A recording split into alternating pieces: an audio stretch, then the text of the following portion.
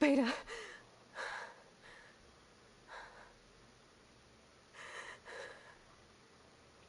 Varl.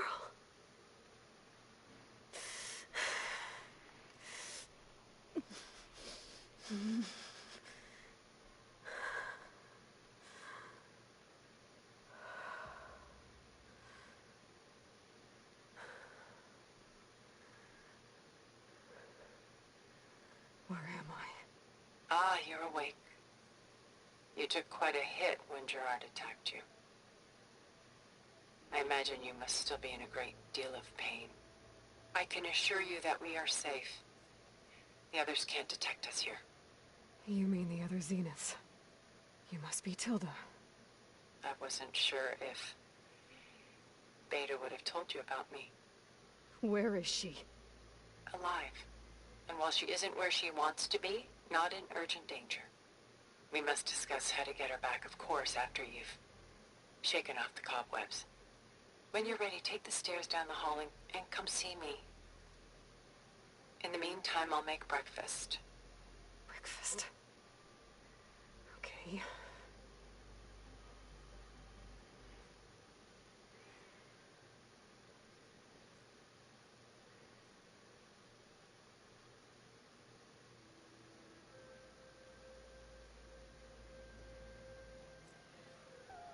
What is this?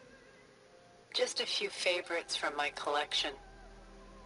Rescued and stored here just before I went off-world. Take a look, if you like. I'm curious to hear your impressions. My friend is dead. Beta and Gaia are gone, and you want me to look at old paintings?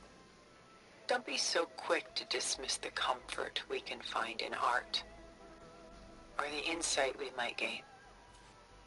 My favorite pairing on the left is Woman Reading a Letter by Vermeer, a true master.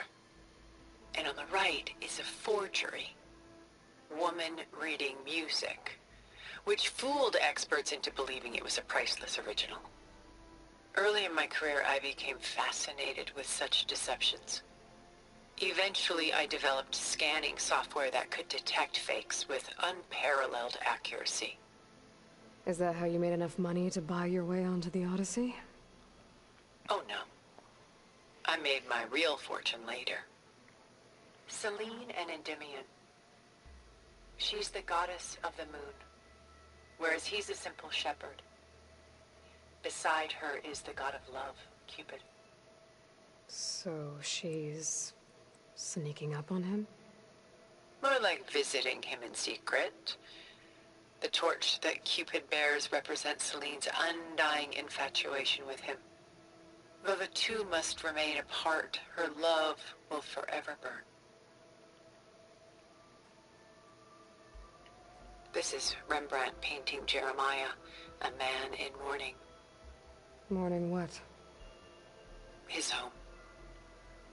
The ancient city of Jerusalem. He foresaw its impending doom, but could do nothing to prevent it. So instead, he saved its treasures from destruction, just as I saved these works. You could say we're kindred spirits. A portrait of the painter, Rembrandt's son Titus, depicted in the habit of a monk. I don't get it. Why would someone like you, with infinite resources, care about this painting of a boy in a hood? It's not the image itself, but the feeling it conveys. The face is bright and defined, but his eyes are downcast, heavy with misfortune. And the background seems to swallow all light. The painting is infused with a sense of loss. I guess I understand how the painter feels. Thank you for the hydrate, Curbside. Rembrandt's The Night Watch, by far the most famous painting my homeland ever produced. It was commissioned to honor a militia made up of influential citizens. I guess you must have been an influential citizen? In my day. But not as influential as you've been in this new world. The Gust by Willem van de Velde, the most famous of his many maritime paintings. A ship crossing into the unknown. I guess you're familiar with that. Indeed, which is why I appreciate this composition in particular. Though waves and wind threaten to destroy the ship, it perseveres, clinging to the light even as darkness closes in all around it.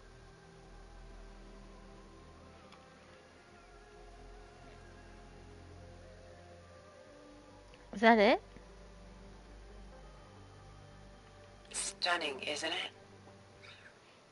Paintings were the only masterpiece. Function over form.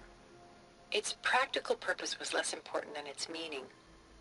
Van Vianen created it in honor of his late brother, who himself was a famous silversmith. A memorial. Yes. Such beauty from sorrow. She's pulling out her own hair. Out of madness, out of grief. It's hard to watch her suffer. Done so soon? I've got more important things to worry about. We both do. There is much we are trying to save. Not the least of which is in that vault. There's nothing wrong with savoring such treasures for a moment more.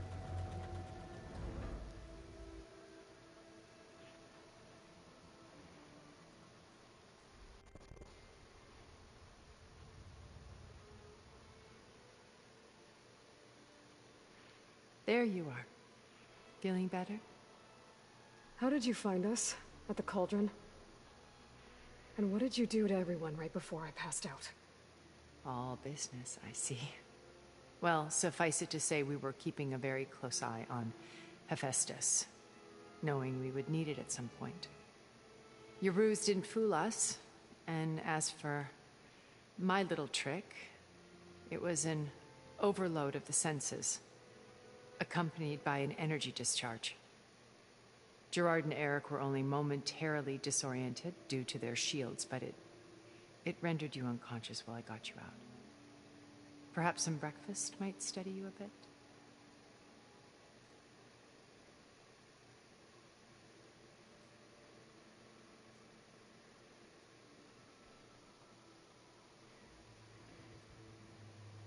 This was your house. The one you recreated for Beta, in the data channel you shared. How perceptive of you. Please, this way. After everything your people have done, you think I'm just gonna sit down and have a chat with you? They're not my people. They never were, and especially not now. You shot off into space with them, and lived with them for 1,000 years before coming back. So what made you suddenly turn on them? Quite simply, this. My old focus. You repaired it? But that means you've seen... Incredible things. What you've accomplished in 2 decades of life.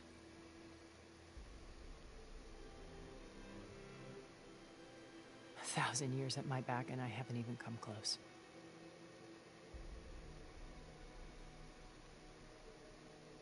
I'm sorry if I invaded your privacy, but I had to. In order to understand. To be enlightened. You truly are Elizabeth's blood. With her drive, her sense of mission, her integrity. Watching all this shamed me for the company that I've kept. Having seen it, all I want is to help you. Even if it means stopping your friends? Especially so. Please, sit down.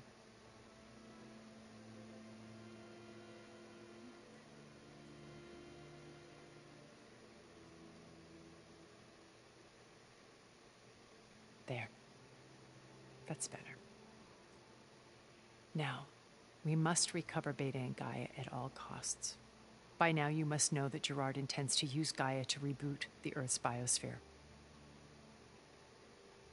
remaking this world to specifications that would only suit us immortals. This process will kill every living thing on the planet. He calls it a clean install. Not if I stop him first. Not if we do. And once he and the others are gone, we can work together to fulfill Elizabeth's dream. I'm sure Beta told you that there's a build of the Apollo database on board our ship. A complete collection of human knowledge. With that and Gaia, we could do everything Elizabeth wanted. Heal the biosphere, educate the people of this world, uplift them. Create the world she imagined. Let's not get ahead of ourselves. From what I've seen, your friends are invincible. I do wish you would stop calling them my friends. And they're not invincible. In fact, a friend of yours has found a way to defeat them. Silence. Oh, he's been a busy bee, building an army powerful enough to crash through Gerard's precious base. Yeah. Regala and her rebels. Even now, she's preparing a final march on the Tenakth capital. When she wins, she'll have the entire tribe under her control. Hundreds of warriors and machines to throw at the base. She's been duped. They'll all perish, of course. But it should be enough to break Gerard's defenses and allow Silence to kill him. Along with all the others. Using the new weapon he's developed. Yes, he's found a way to circumvent our shields. Truly an exceptional man. He's planned for everything. Except you and me. You see, while his army is battering down Gerard's doors, you and I will sneak in through a back way. One that only I know about. While Silence and my friends are busy battling each other, we'll take back Beta and Gaia. I told you I want to help you. I mean it.